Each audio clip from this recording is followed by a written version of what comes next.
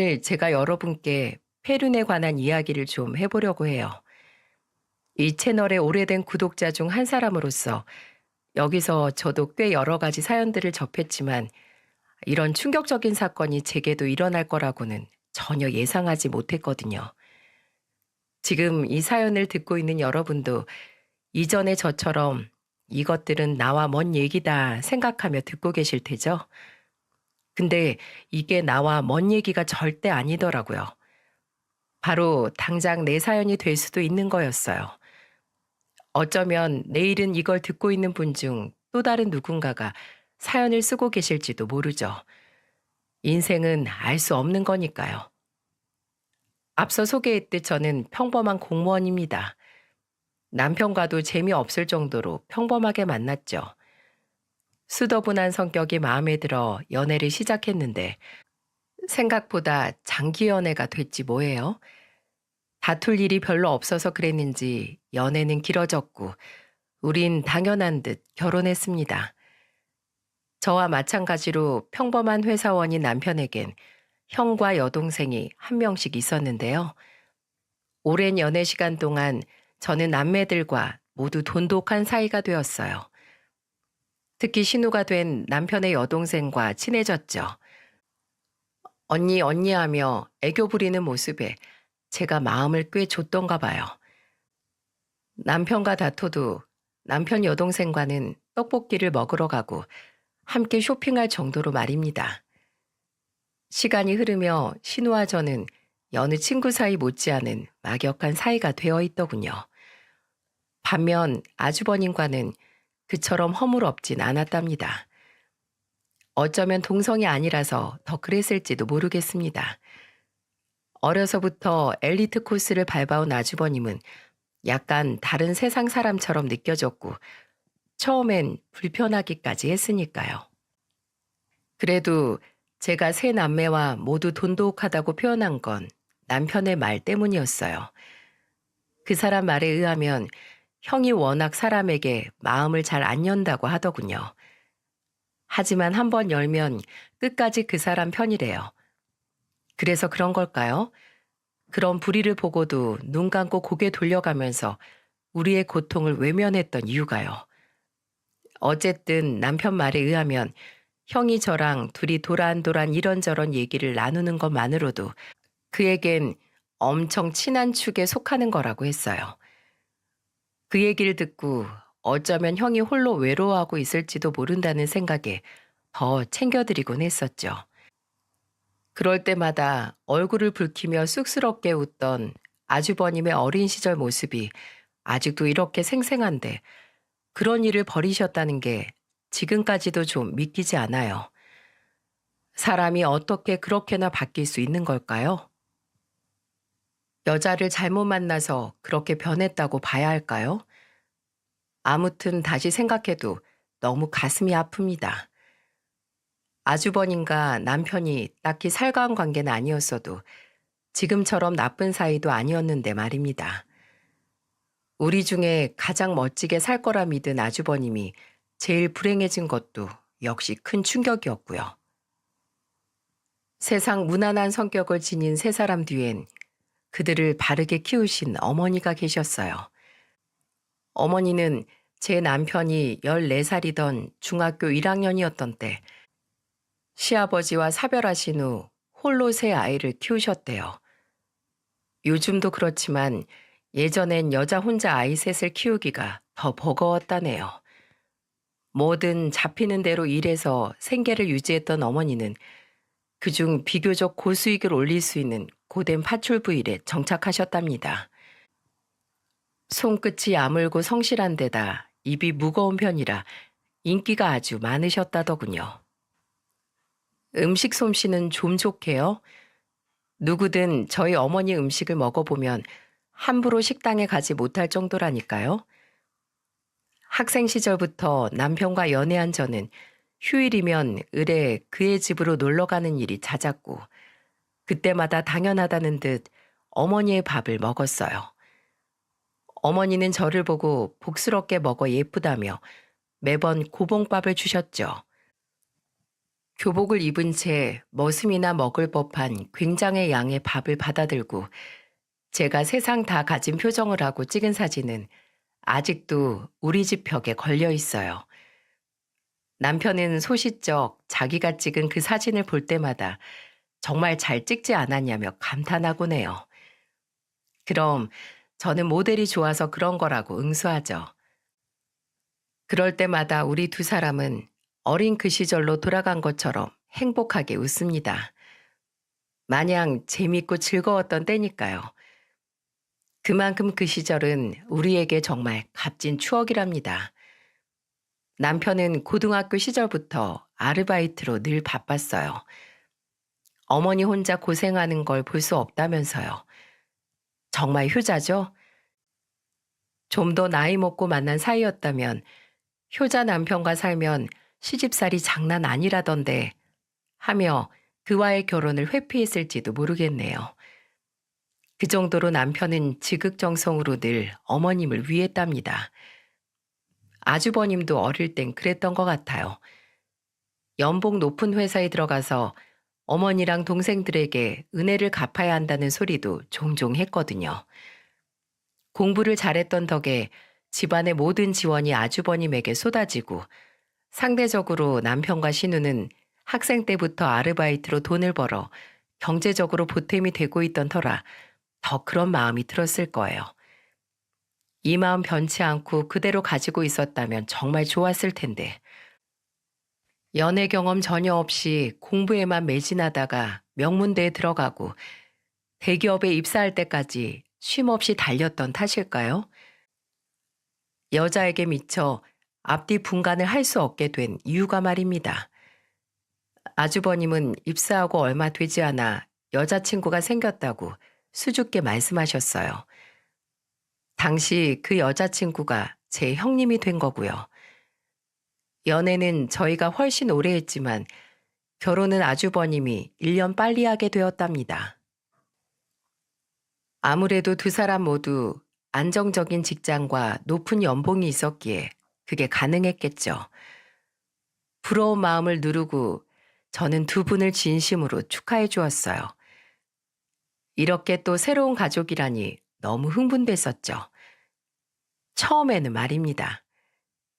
이쯤 되니 모든 일의 원흉이 된 형님에 대해 말하지 않을 수가 없네요. 형님과의 첫 만남이 어땠는지 알게 된 제 주변 사람들은 모두 분노를 감추지 못하더라고요. 정작 저는 그때 별 생각이 없었는데 말이에요. 길을 지나다 보면 목이 돌아갈 정도의 미인들이 간혹 있죠? 제 형님은 그런 사람 중 하나였어요. 늘씬한 몸에 옷도 잘 입었는데 걸친 것 모두 하나같이 고가의 것들이었습니다. 명품 같은 거 잘 모르는 저 같은 사람도 한눈에 알 수 있을 정도의 브랜드들이 많았죠.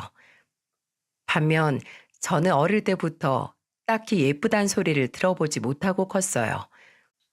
간혹 사람들이 인사치레로 귀엽다고 말해 주었지만 그런 외모 칭찬은 하나도 즐겁지 않았죠.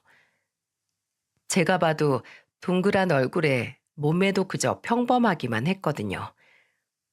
그래서 좀 주눅이 들었던 것도 같습니다. 형님은 아주버님과 같은 회사에 다니고 있다고 했는데 동기들과 비교도 할 수 없을 만큼 초고속 승진을 한 직장 상사라고 했어요. 연상이고 또 능력 있는 여자라고요.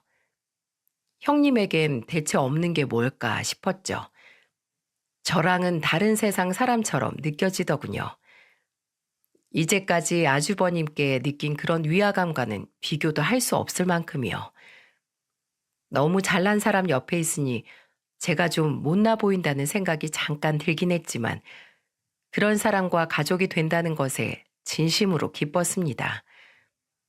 그간 고생하신 어머님과 장남 학비 마련 돕는다며 애썼던 남편과 신우 모두에게 좋은 소식이라 여겼으니까요. 좀 더 가까워지고 싶은 마음에 무슨 말이라도 걸어보려고 저는 그녀가 들고 있던 가방을 언급했어요. 너무 고급스럽고 예쁘다고요.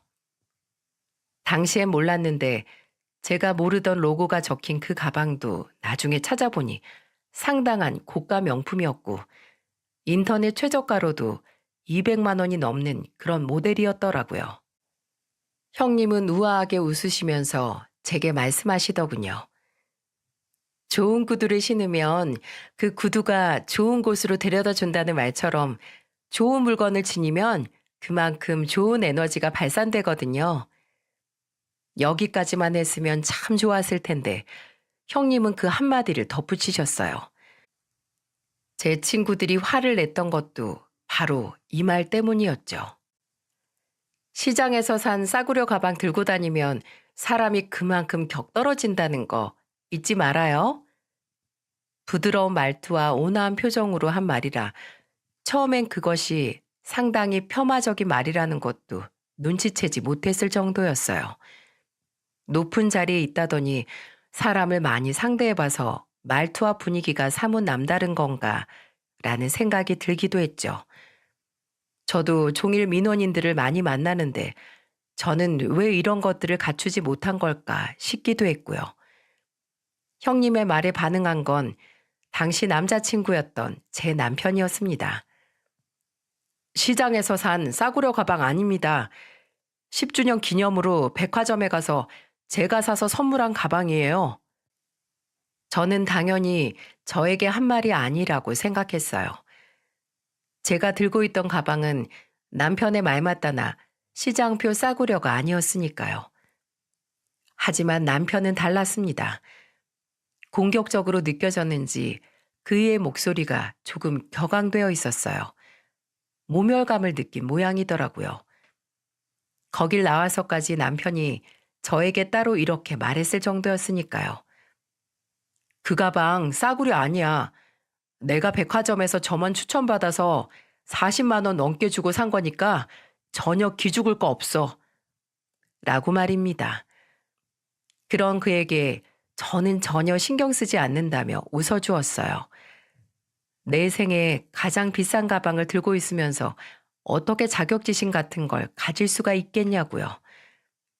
남편은 형님의 가방이 어떤 명품이고 얼마짜리인지 지금도 전혀 모르고 있어요. 저는 남편의 이런 모습이 어쩐지 더 사랑스러웠지만 이런 남자들 속 터진다는 분들도 간혹 있더군요. 역시 생각하는 건 다들 다른 모양입니다. 남편의 반응에도 형님은 전혀 동요하지 않으셨어요. 더욱더 부드러운 눈길로 그러셨죠. 어머, 오해하셨네요. 딱히 그쪽이 그렇다는 뜻으로 한 말은 아닌데. 그리고 혼자 작은 소리로 피해의식 어쩌고 그렇게도 말한 것 같은데 역시나 너무도 예쁜 말투로 말씀하셔서 그게 나쁜 뜻으로 하는 말처럼 들리지 않더라고요. 남편이 뭐라도 한 번 더 응수하려고 했지만 제가 가만히 그의 소매를 잡아 끌며 고개를 가볍게 저었어요. 형의 여자친구를 처음 만나는 자리에서 그런 논쟁은 전혀 도움이 안 된다고 생각했으니까요. 남편은 낮게 한숨을 쉬며 더는 말을 잇지 않더군요. 저는 작게 고마워라고 했고 그제야 남편의 표정이 조금 풀리는 게 보였어요. 어쨌든 형님이 정말 신비한 재주를 가진 분이라는 생각이 들었어요. 이래서 사람이 사람에게 홀리기도 하는 건가 싶었을 만큼이요. 남편과 형님이 그렇게 신경전을 하는 사이에도 아주버님은 그저 흐뭇한 얼굴로 넋을 잃은 채 형님을 바라보고 있었거든요. 예뻐 죽겠다는 딱 그런 표정으로요. 이전엔 단 한 번도 본 적 없는 아주버님의 새로운 모습이기도 했죠. 콩깍지가 벗겨지지 않은 그 모습조차 저는 너무 좋아 보이더라고요. 긴 시간 연애한 우리에겐 없는 모습이기도 했으니까요. 그 사건을 계기로 남편은 형님을 속물이라며 좋지 않은 시선으로 보기 시작했어요. 되도록 같이 있을 자리도 만들지 않았고 나중엔 아예 형님에 대한 언급 자체를 피하더군요. 이러다 형제 사이까지 멀어지게 될까봐 중간에서 저만 괜히 눈치를 봐야 했죠. 그러다 저도 형님과의 사이가 불편해지는 사건이 발생하고 말았습니다. 태어나 처음이었어요. 누군가의 머리채를 잡았던 건요. 남들이 그러는 걸 보게 될 때면 왜 저렇게까지 싸우는 걸까? 말로 하면 될 걸. 하고 생각했는데 세상엔 말로 해서 안 될 인간도 있었던 거예요. 그런 무지막지한 싸움을 하는 사람들에게도 다들 사연이 있었던 거죠. 함부로 판단해선 안 될 그런 이유가 분명 각자에게 다 있었던 겁니다. 대체 무슨 일이 있었기에 화도 잘 안 내는 성향인 제가 그런 짓까지 벌이게 됐는지 감정을 누르고 차분하게 되짚어 보도록 할게요. 당시 제가 결혼 1년 차 정도 됐을 때니까 형님은 결혼 2년 차였을 때네요. 아버님 제사 때문에 모인 자리에서 사건은 벌어졌습니다. 대체 형님은 생각이 있는 분일까요? 사회적으로 성공한 사람들 사이에 많다는 소시오패스, 뭐 그런 게 아닐까 싶기도 하네요. 첫 만남의 일화에서만 봐도 형님이 보통 성격이 아니라는 건 이 사연을 듣고 있는 여러분도 쉽게 눈치채셨을 거라고 생각돼요. 남편이 형님과 대면대면하고 난 후엔 분위기가 가라앉지 않도록 저라도 일부러 밝게 얘기하고 그랬는데요. 그날은 도저히 그럴 수가 없었어요. 생각지도 못하게 임신이 되고 최대한 몸을 아끼며 지내던 어느 날 갑자기 하혈하는 바람에 급히 병원에 가보니 유산이라고 하더군요. 몸도 마음도 만신창이었던 제게 남편은 제사에 가지 말고 그냥 집에서 같이 쉬자고 했어요. 어머니께는 자기가 잘 말씀드리겠다면서요. 그러자 아이를 잃은 것도 낳는 것만큼이나 몸이 축나는 일이라며 우리 집으로 와서 제 수발을 들어주신 어머니가 생각나더군요. 제가 가지 않으면 더 걱정하실 것 같아 저는 괜찮다고 하고 시댁으로 향했습니다. 형님은 아주버님과 미리 와 계셨어요. 제가 들어서자 어머니께서 저를 품에 안고 말씀하셨죠. 몸은 괜찮고 힘들면 안 와도 된다고 둘째한테 말했는데 옆에서 신우도 제 등을 어루만지며 말하더군요. 많이 걱정했는데 그래도 얼굴 보니까 마음은 좀 놓인다. 방에 들어가서 누워 있어도 되고 아무 때고 먼저 집에 가도 되니까 몸 생각만 해. 저는 그런 두 사람에게 괜찮다며 웃어 보였어요. 그러자 신우가 울먹이며 말하더군요. 차라리 울어 언니. 그렇게 웃는 것보다 차라리 우는 모습 보는 게 덜 슬프겠어. 그렇게 모두의 관심이 제게 쏠렸던 게 싫었을까요? 아니면 원래 그냥 그런 사람이었던 걸까요? 나중에 형님과 저만 주방에 있게 됐을 때 형님이 가벼운 목소리로 제게 물었어요. 근데 동서, 몸 관리는 안 해? 저는 유산까지 했는데 왜 몸보신을 안 하냐 그런 뜻인 줄로만 알고 했어요, 형님. 감사하게도 어머님께서 우리 집에 오셔서 잘 챙겨주고 가셨어요. 아니, 몸매 관리 안 하느냐 이 말이야. 그래도 유산한 지 시간이 좀 되지 않았나? 왜 지금까지 몸이 이래? 당혹스러웠어요. 다들 피하고 있던 단어인 유산이라는 말을 너무 아무렇지 않게 쓰는 것도 그렇고요. 그래요. 임신하고 유산하는 과정에서 예전보다 몸이 좀 붓고 두루뭉술해진 건 사실이니까. 100번, 1000번 양보해서 형님처럼 몸매 관리해서 예쁜 모습으로 살게끔 살 좀 빼란 소리 하고 싶을 수 있었다 쳐요. 그런데 뭐든 타이밍이라는 게 있잖아요. 아직은 제가 그럴 정신까지는 없어서요. 그렇게까지 말하고 대화를 끝내려고 했어요. 더 이상 말하고 싶지 않았거든요. 얼른 털어버려. 솔직히 다행인 부분도 있고 뭐. 다행인 부분이요? 그래. 동생 내가 먼저 애를 낳으면 족보가 꼬이는 거잖아. 나중에 내가 낳은 애가 동선 애한테 오빠, 누나 그런 호칭을 하면 얼마나 우습겠어? 안 그래? 대체 이 사람은 어떤 사람이기에 이런 말을 웃으며 할 수 있는 건지 도무지 이해가 되질 않았습니다. 그러니까 우리 애가 유산된 게 다행이란 소리잖아요, 이게. 고깝게 듣지 말아줘. 그냥 내가 솔직해서 그런 거니까. 얼른 추스르고 몸 관리해서 애는 다시 낳으면 되는. 저는 형님의 말을 자르며 말했어요. 형님은 솔직하단 말이 무례하고 몰상식하다는 것과 같은 뜻인 줄 아시나 봐요? 그러자 형님이 피식 웃더군요. 처음 만났던 날 남편과 대화하며 보인 그 웃음과 같은 것이었죠. 이래서 피해의식이 있는 사람들과 대화하는 건 피곤하다느니 하며 형님이 혼자 중얼거리더라고요. 피가 거꾸로 솟는 것 같았습니다. 앞서 언급했듯 어지간한 일로는 화를 내지 않는 성격이라 가방 사건 때 남편이 화낼 때도 저는 별스럽게 생각하지 않았어요. 딱히 우리 들으라고 한 말이 아니라잖아 하면서요. 하지만 이건 참을 수가 없었습니다. 매일 눈물로 얼룩진 지옥 속에서 사는 제게 뭐라고요? 그나마 다행?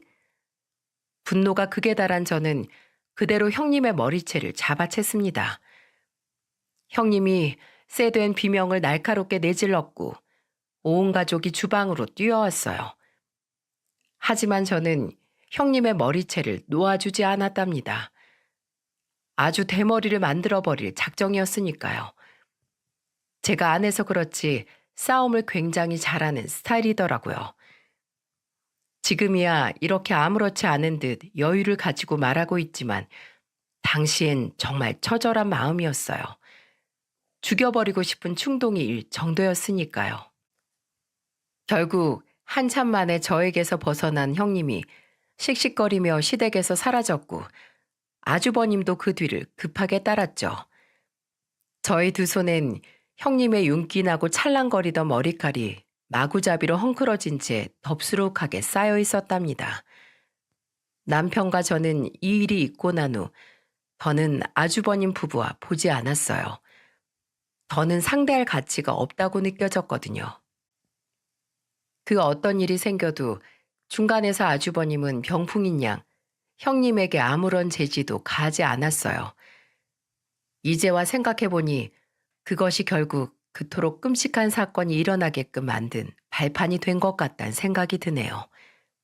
형님의 만행은 그것으로 끝나지 않았으니까요. 어느 날 형님이 최연소 부장 타이틀을 달았다는 소식이 들려왔어요. 임원이 되기 위해 최선을 다해 노력하고 있다는 소리까지요. 그리고 얼마 지나지 않아 형님이 쌍둥이를 임신했다는 얘기를 듣게 됐습니다. 형언할 수 없는 기분이 저를 애워쌌어요. 얼른 마음을 추스리려 애썼죠. 하지만 쉽지 않더라고요. 아버님 제삿날 있었던 일이 생생하게 떠올라 제 마음은 한참이나 음험한 기운 속에서 허우적거려야 했죠. 그런 서로의 소식은 남편과 아주버님을 통해 오고 갔습니다. 회사 때문에 먼 지방으로 간 신우를 제외하고 어머니, 아주버님, 남편 이렇게 세 사람이 시댁에서 가끔 식사하면서 서로의 소식을 나눴거든요. 이런 집안 사정과는 상관없이 어머니와 저는 여전히 돈독하게 잘 지내고 있었어요. 제가 시댁으로 갈 때도 있었고 어머니께서 우리 집으로 와주실 때도 있었고요. 종종 밖에서 만나 차를 마시거나 식사를 하기도 했습니다. 형님이 쌍둥이를 출산할 때가 다가오자 어머님이 제게 그러시더군요. 아주버님 집에 들어가 살면서 아기들 키우는 걸 도와주기로 했다고 말입니다. 이미 연로하신 어머니께서 하나도 아닌 두 아기를 돌보다가 건강을 해치면 어쩌나 걱정이 됐습니다. 저는 차라리 산후 도우미를 쓰는 게 낫지 않겠냐고 제안했어요. 그랬더니 어머님께서 이미 집을 처분하셨다고 하는 거예요. 여기서부터가 뭔가 싸했습니다. 말이 떨어지기 무섭게 집을 정리하시다니요. 마당이 있어서 고기를 구워 먹을 수도 있고 옥상도 있어서 장독대도 들 수도 있는 그런 정겨운 주택을 그렇게 금세 처분했다는 말씀에 저는 몹시 서운했어요. 집안의 나무들과 평상, 계단, 하나하나가 어린 시절부터 남편과 쌓아올린 추억의 부산물로 느껴졌으니 당연했죠. 제가 너무 섭섭해하자 어머니가 절 다독이시더군요. 어차피 혼자 살기엔 큰 집이었고 큰애 집에 들어가서 살면 필요도 없을 집이라고요.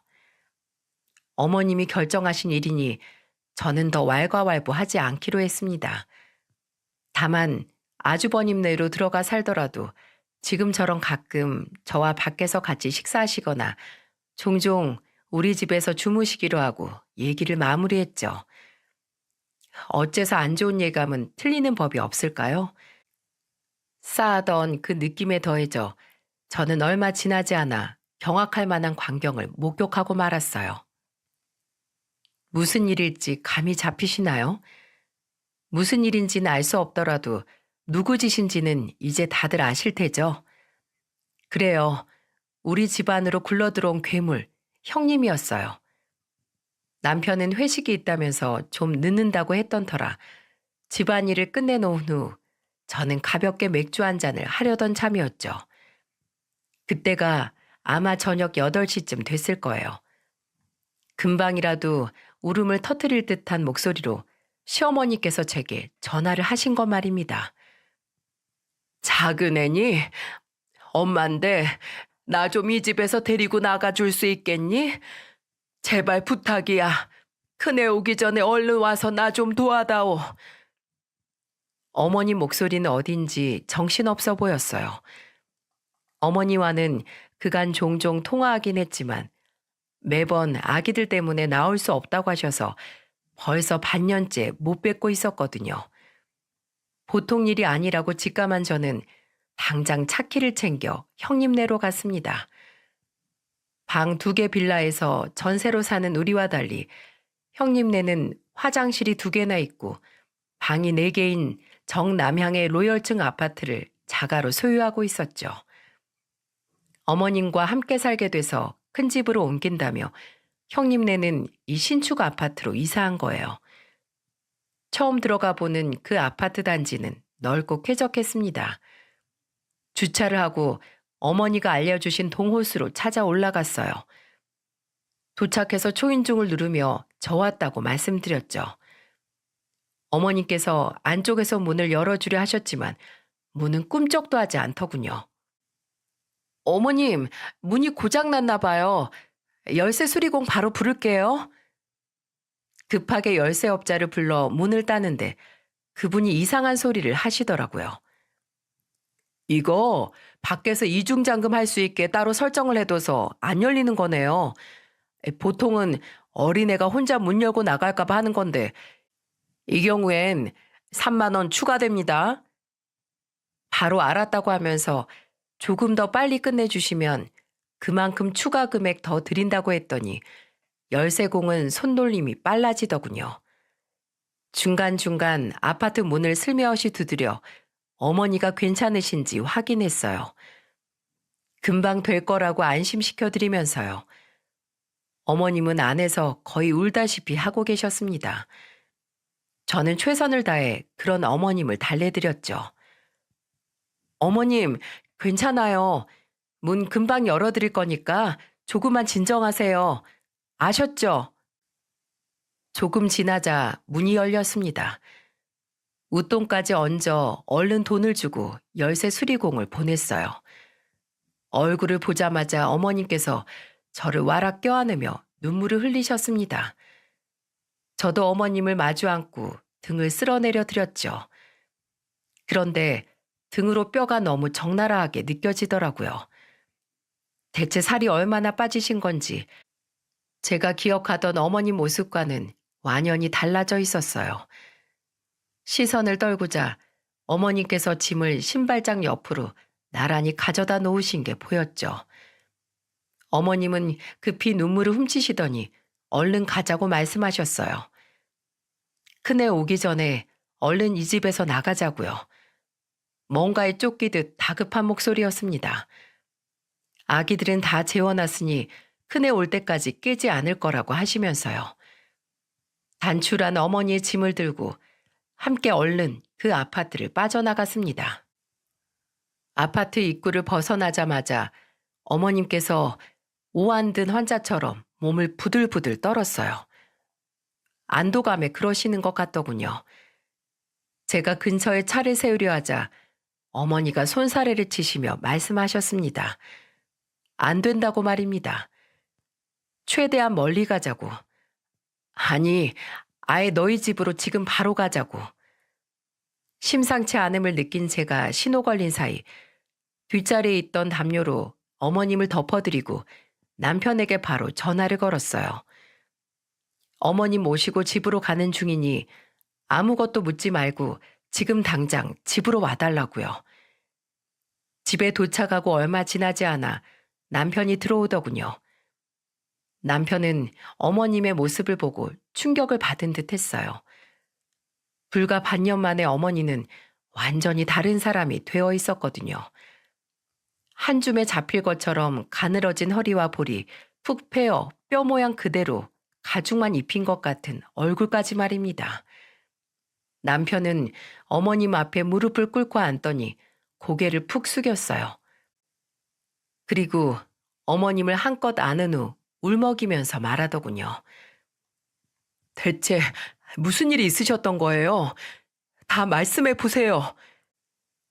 저희는 어머님께 그러게 왜 그 집에 들어가셨냐, 가지 마시라 하지 않았냐, 라는 말 따위는 하지 않았습니다. 그렇게 어머니를 더 상처 줄 수는 없었으니까요.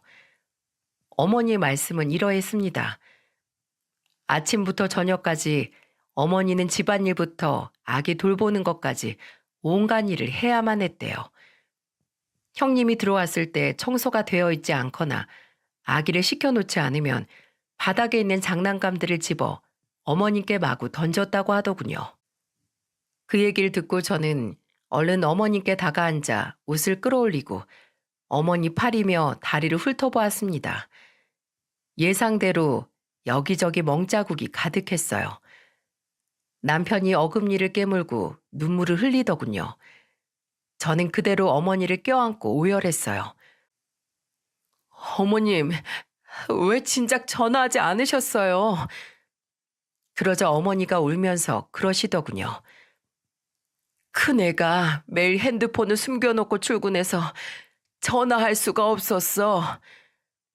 형님은 어머님을 모셔가 놓고 그렇게 엽기적인 행각을 벌이고 있었던 겁니다. 형님은 외출하기 전 자신이랑만 연결되는 구형 통신 장비만 하나 두고 나간다고 했어요. 아기들한테 일이 생기거나 위급한 상황일 땐 그걸로 연락하라고요. 이게 말이나 되나요? 여러분은 상상이 되세요? 지금이 어떤 세상인데 이런 식으로 노인을 학대한다 말인가요? 그럼 얼마 전까지 저랑은 어떻게 통화하신 거냐 물으니 형님이 옆에서 통화 버튼 눌러주고 감시하고 있었다는 거예요. 그래서 평소와 같이 밝은 목소리로 통화하셨던 거고요. 억장이 무너진다는 게 바로 이런 걸 말하는 걸 봅니다. 기이하고 가학적인 행동은 이것으로 끝이 아니었어요. 새벽부터 밤늦게까지 온갖 굳은 일은 어머니께 다 맡겨놓고 형님이 어머님께 드린 돈은 단돈 10만 원이었다고 해요. 그 돈마저 아기들 분유와 기저귀를 사는 것에 다 쓰게 만들어버리고요. 이게 정말 사람인가요? 겉모습만 그렇게 화려하고 멋지면 뭐하나요? 안에 든 게 썩은 달걀보다 더 악취 풍기는 시궁창인데 정말 벌레만도 못한 쓰레기구나 하는 생각밖엔 안 들더군요.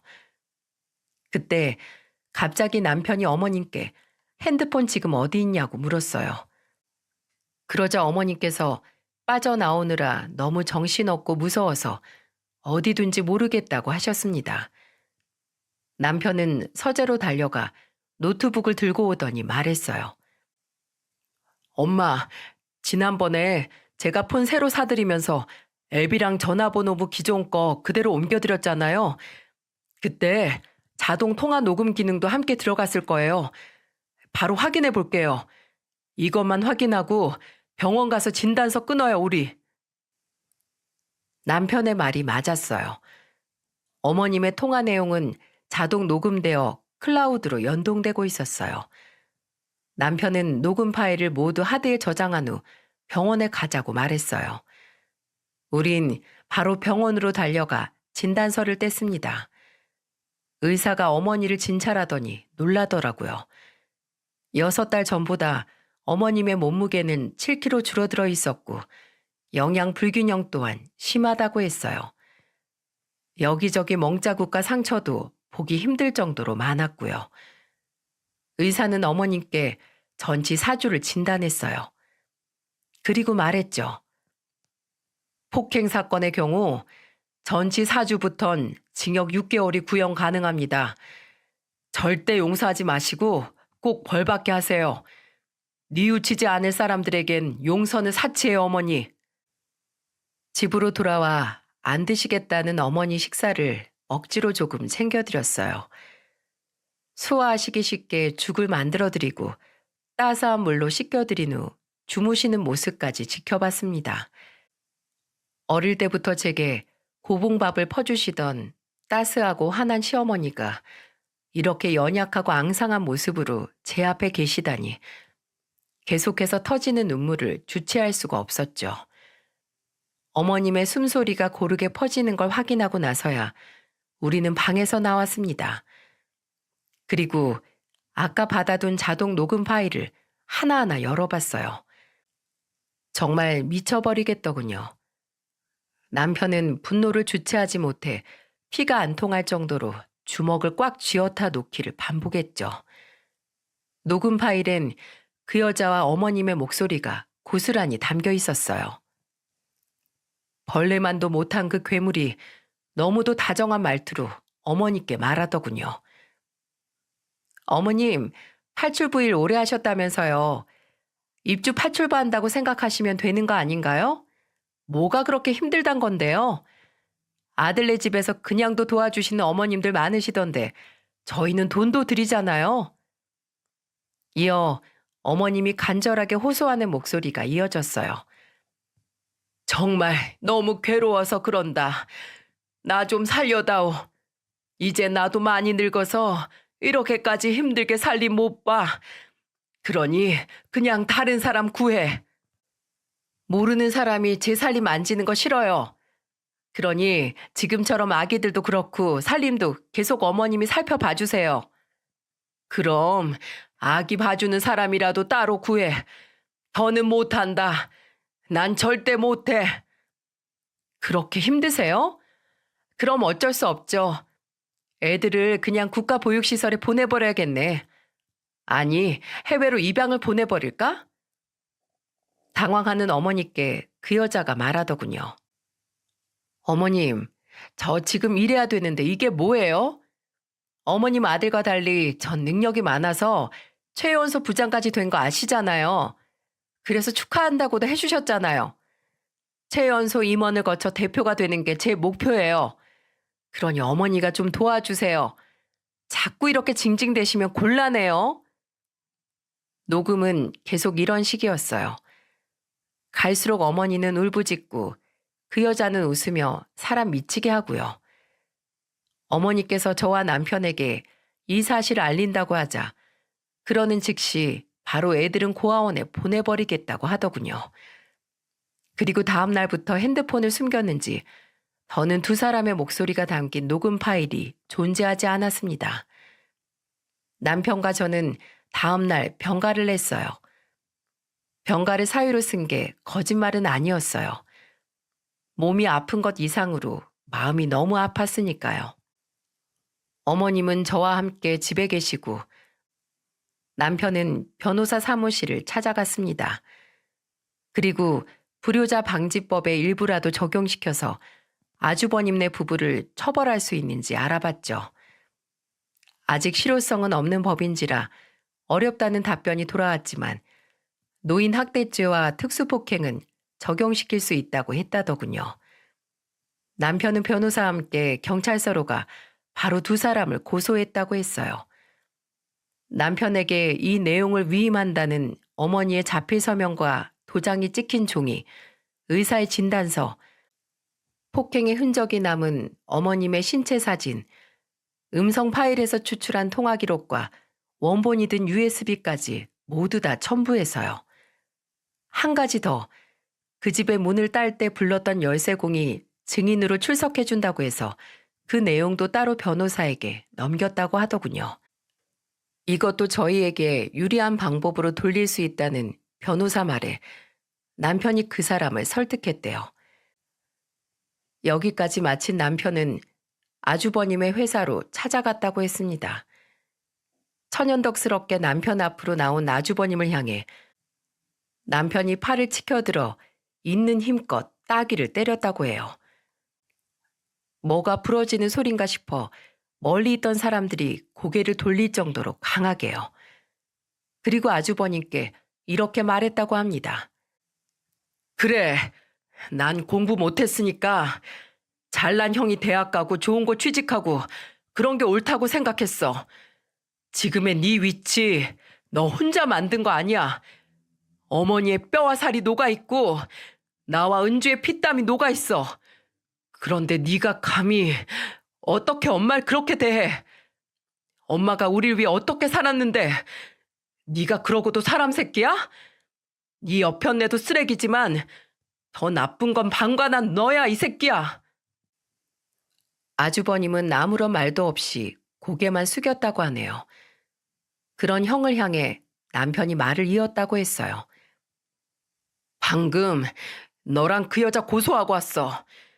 어찌나 열심히 엄마를 부려먹고 학대했는지 여기저기 흔적들을 많이 남겼더라고. 기대해. 앞으로 집도 회사도 아닌 교도소에서 먹고 자게 만들어 줄 테니까. 아주버님은 그런 남편에게 단 한마디도 하지 못한 채 그저 고개를 숙인 채 서 있기만 했다더군요. 어머님은 우리와 함께 지내면서 조금씩 몸도 마음도 회복되어 갔어요. 하지만 아주버님 때문에 늘 마음 한켠이 무겁다고 하셨죠. 제 마음 같아서는 반드시 죗값을 치르게 하고 싶었지만 어머님은 영 내키지 않는다고 하시더군요. 아무리 그래도 자식인데 하시면서요. 며칠 전 아주버님 내외가 집으로 찾아와 열어주지 않는 문 앞에 찬바닥에 몇 시간이나 무릎을 꿇고 앉아 눈물로 호소 한 통에 마음이 약해진 거겠죠. 악어의 눈물인 줄도 모르고 말이에요. 결국 어머님은 저와 남편에게 고소를 취하하고 싶다고 말했어요. 어머님께선 그 둘이 정말 반성해서 용서를 빚는 것 같으냐고 제가 여쭤보자 어머니께서 고개를 절레절레 흔드셨어요. 아가, 자식이란 게 그렇더라.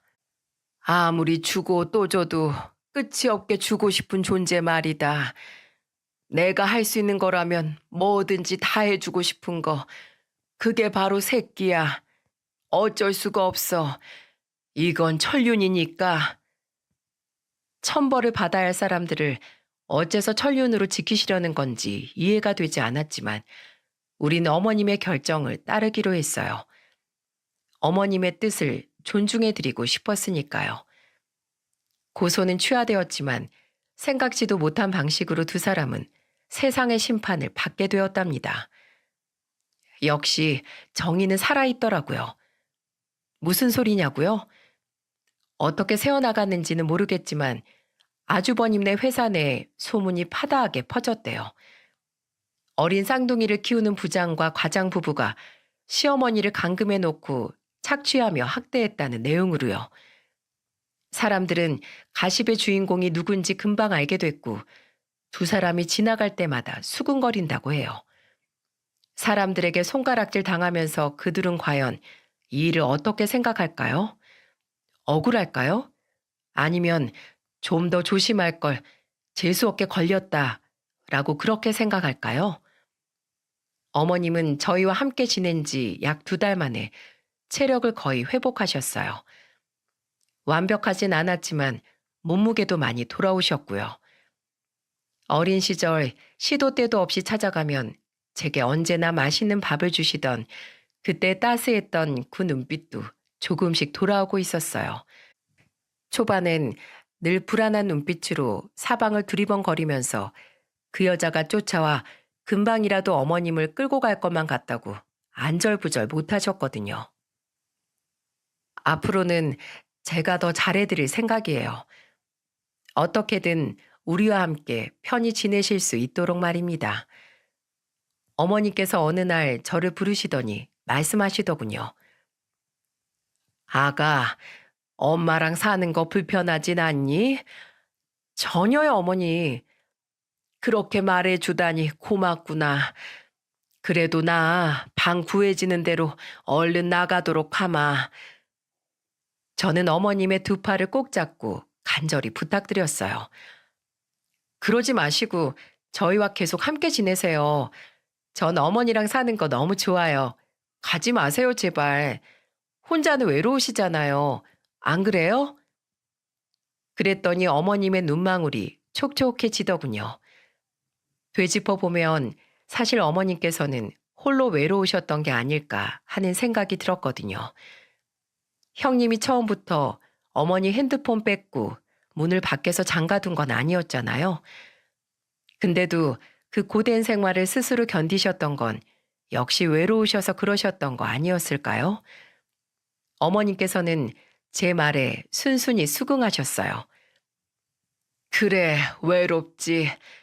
나이 먹은 사람들은 알 거야. 옆에 남편이 있어도 외롭고, 없으면 더 외롭고, 자고 나면 한 명씩 저 세상 가고 없으니, 친구가 있으나 없으나 외롭다는 거.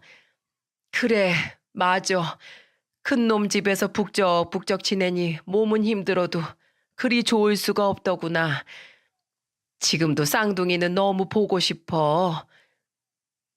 어머님의 손을 잡고 가만히 제 배 위에 올려드리며 말했죠. 저희 부부에게도 쌍둥이만큼이나 특별한 선물이 찾아왔어요, 어머님.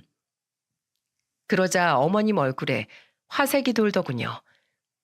장하다고, 축하한다고 저를 몇 번이나 안고 토닥여 주셨어요. 그리고 결심한 듯 말씀하셨죠. 아가도 곧 태어날 테고 우리 계속 같이 지내려면 좀 더 넓은 곳으로 가야 하지 않겠니? 여기 전세 계약도 곧 끝난다며. 제가 고개를 끄덕이자 어머니께서 잠시 방으로 들어가시더니 통장과 도장을 가지고 나오셨어요. 이거 이사할 때 보태렴. 특별한 선물로 찾아온 우리 손주에게 나도 이 정도 정성은 보여야 하지 않겠니? 통장을 열어보니 거기에는 2억이라는 큰 돈이 들어있었어요. 너무 놀란 저는 어머니께 여쭤보지 않을 수 없었죠. 대체 이게 무슨 돈이에요? 무슨 돈은 집 한 돈이지. 그거 아주버님한테 다 주신 거 아니셨어요? 어머님과 합치면서 아주버님네가 신축 고가 아파트로 이사 갔으니 당연히 거기에 어머님 돈이 전부 들어갔을 거라 생각했거든요. 주긴 걔들 하는 거 봐라. 뭘 믿고 돈을 턱하니 주겠니? 계속 달라고 보채는 걸 이런저런 핑계로 버텼지. 어쩌면 그래서 나한테 더 모질게 했을지도 모르겠구나. 마음이 참 아팠습니다. 어쩌면 어머님은 시숙님 부부에게 어느 정도는 그냥 당해주자는 마음 아니었을까요? 자식에 대한 사랑으로 그리고 또다시 마주할지 모를 외로움을 밀어내기 위해서요. 그러다 강도가 너무 심해지고 스스로 구제할 수 없는 지경에 이르셨던 것 같지만 말입니다. 어머님께서는 호환 마마보다 더 무서운 게 바로 외로움이다 라고 하셨어요.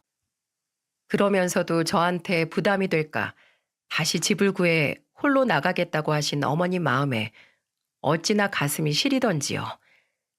전 어머님을 꼭 안으며 말했어요.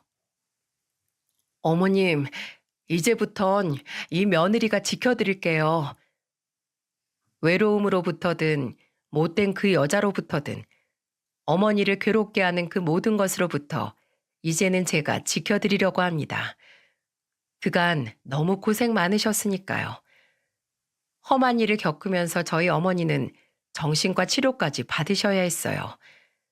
상담 선생님도 이젠 어머니가 많이 안정되셨다고 하고 제가 느끼기에도 어머니는 이전의 모습을 많이 되찾은 것 같긴 해요.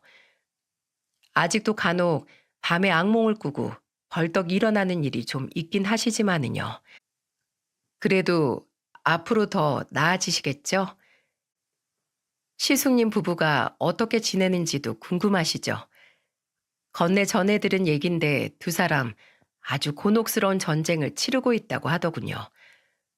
어머니를 학대 감금했던 게 단지 내 시터들 사이에서도 소문이 쫙 나서 사람을 구할 수가 없었대요. 그래서 결국 아주버님이 육아휴직을 신청해서 쌍둥이들을 돌보고 있는 상태라고 하더군요. 남들 눈을 중시해서 엄청난 고가의 신축 아파트로 무리하게 이사한 탓에 대출금 갚느라 허덕거리고 있다고도 하고요. 덕분에 그 여잔 당근으로 명품을 정리하고 있는데 심지어 속옷까지 다 내놓고 있다고 하더군요. 그 얘기를 듣고 저도 모르게 중얼거렸습니다. 빤스까지 명품 입는 여잔데 그걸 못 알아보고 머리채를 잡아 돌렸으니 화날 만도 했겠다. 그러자 남편이 크게 웃음을 터뜨리더군요. 옆에 계시던 시어머니도 같이 웃음을 터뜨렸고요. 저도 덩달아 웃어버렸습니다. 이렇게 우린 조금씩 상처에서 벗어나고 있는 거겠죠. 여러분이 제가 겪은 폐륜 이야기를 어떻게 들으셨을지 모르겠네요. 사연을 듣는 입장에서 추천과 댓글을 남길 땐 별 생각이 없었는데 막상 제가 사연을 남기고 여러분께 제 이야기를 들려드린다고 생각하니 얼마나 떨리는지 몰라요. 사연 신청된 게 채택되어 영상이 만들어지면 어머니께 보여드리려고요.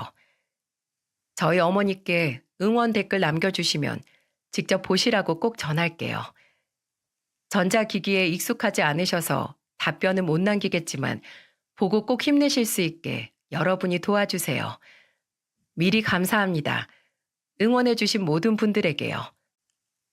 문제는 문제 자체가 아니라 우리가 그걸 어떻게 문제 삼느냐에 따라 바뀐다더군요. 문제에 잠식되지 마시고 그럼 오늘도 좋은 하루 보내세요. 저도 여러분을 응원할게요.